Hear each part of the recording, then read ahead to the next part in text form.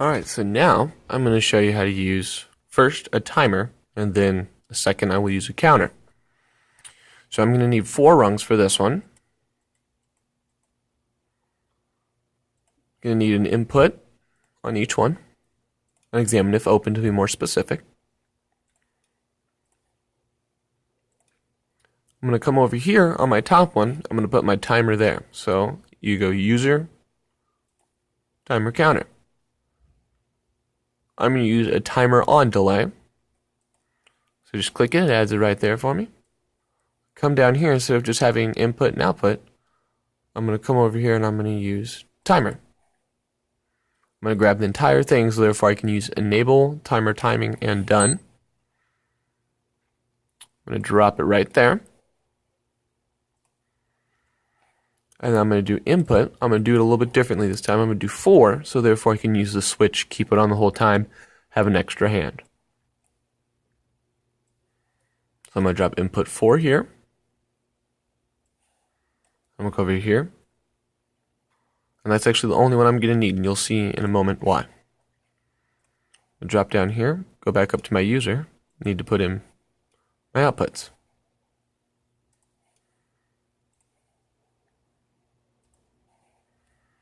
So, I'm going to come back down here, click on my timer. First, I'm just going to do, let's say 10 seconds.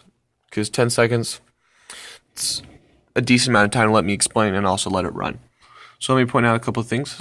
Time base is 1, which basically means 1 second. You have the option to do all of these, but I figure that'd be way too fast of a time for me to explain.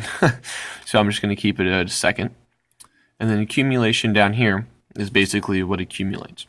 So as long as this is active, this will accumulate up till 10. And then I have these 3 here. I'm going to grab my timer, timing,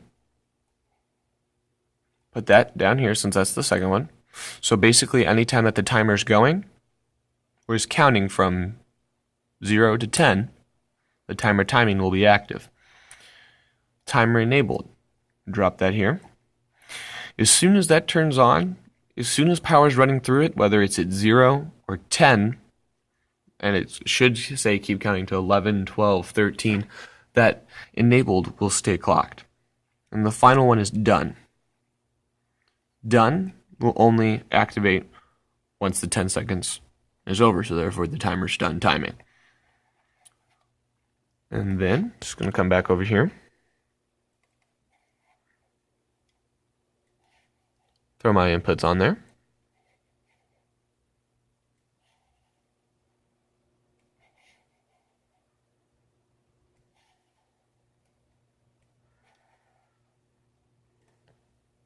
And this is your timer.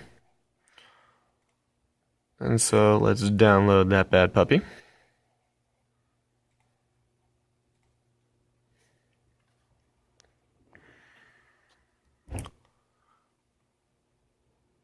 Alright. So let's just show you a quick run on the screen, and then I'll show you a run on the actual unit itself, and then I'll do a little combo of both. So, I'm going to go ahead and flip my switch.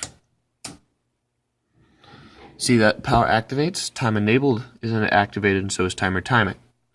Come over here, 6, 7, 8, 9, 10. Oh, that stops because that's timer timing. And then done comes on.